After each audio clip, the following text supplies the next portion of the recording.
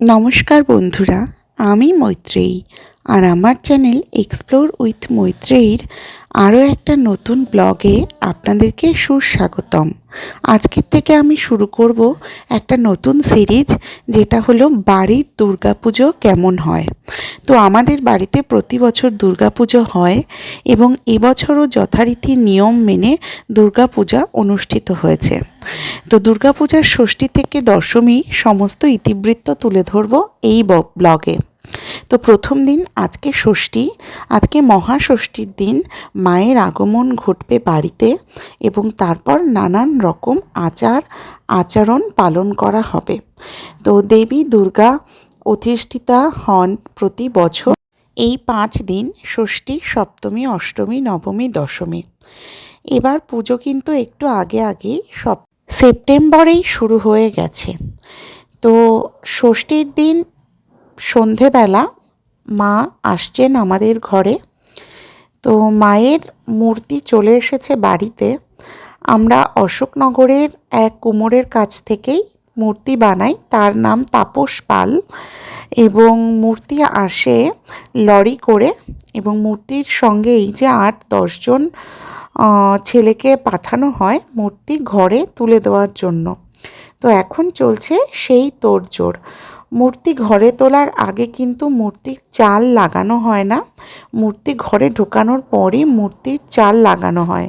যেহেতু আমাদের ঠাকুর ঘরটি ছোট, তো সেই জন্য মূর্তি আসার পর চালটি খুলে রাখা হয় এবং তারপর এই যে সবাই মিলে মূর্তি ঢোকানোর চেষ্টা চলছে।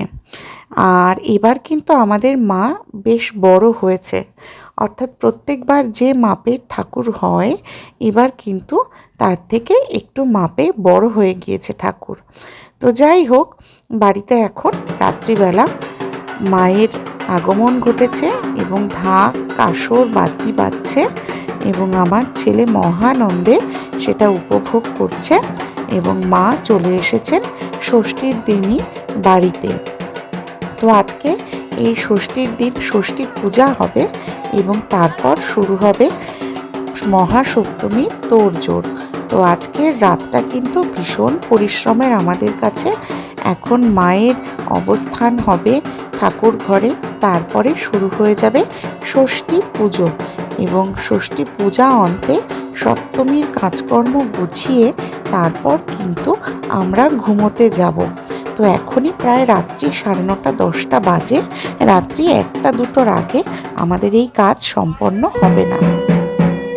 মাকে ঠাকুর ঘরে তোলার পর আমরা আমাদের ষষ্ঠী পুজোর কাজকর্ম শুরু করে দিলাম এবং মা ষষ্ঠীর পুজোর জন্য যা যা প্রয়োজন সে সমস্ত কিছু গুছিয়ে ঠাকুরমশাই মা ষষ্ঠীর আরাধনায় বসলেন।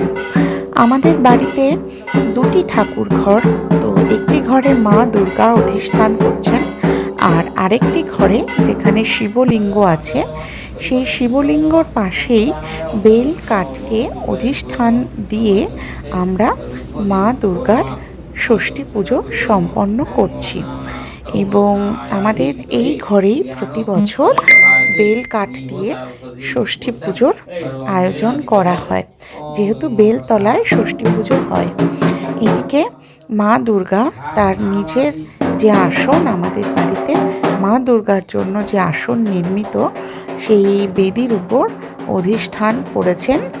মা দুর্গাকে খুব সুন্দরভাবে আমাদের মন্দিরের মধ্যে পৌঁছে দিয়ে গেছেন কুমোর বাড়ির ভাইরা। তো এবার মা দুর্গাকে আরাধনা করা হচ্ছে ঢাক, কাসর, ঘণ্টা বাজিয়ে। এ এক ভীষণ আনন্দের মুহূর্ত এবং এদিকে দশকর্মাও কিন্তু আমাদের হয়ে গিয়েছে। তো দশকর্মার সমস্ত জিনিসপত্র, প্রায় 4-5 ঝুড়ি দশকর্মার সামগ্রী ঠাকুরের সামনে আমি এনে রেখেছি এবং মা দুর্গা আসার পর আমি ভীষণ ভাব বিহ্বল হয়ে যাই। তো আমার মুখটা দেখেই বুঝতে পারছেন যে আমি ভীষণ ইমোশনাল ছিলাম এই সময়। এদিকে ঠাকুর মশাই তার নিজের মতন করে আরাধনা করছেন মা ষষ্ঠীর, এবং ষষ্ঠী পুজোতে যা যা উপকরণ দরকার হয় সেই সমস্ত উপকরণ গুছিয়ে দেওয়া হয়েছে। যদিও ষষ্ঠী পুজোর সন্ধ্যের পরেই হয়, তো সেই মতন আমাদের সমস্ত কিছু গুছিয়ে দেওয়া হয়েছে। আর এই যে নারকেলগুলো দেখছেন না, ডাব, এগুলো সমস্ত আমাদের বাড়ির গাছের। আর আমাদের বাড়ির গাছের একটা বিশেষত্ব হলো প্রতি বছর কিন্তু দুর্গা পুজোর সময় জোড়া ডাব পাওয়া যায়।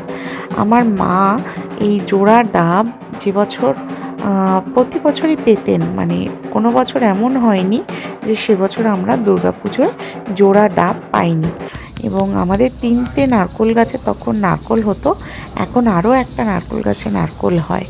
তো তারপরেই আমাদের কর্পূরদানিতে কর্পূর দেওয়ার পর সেই আলো সারা বাড়িতে দেখানো হলো।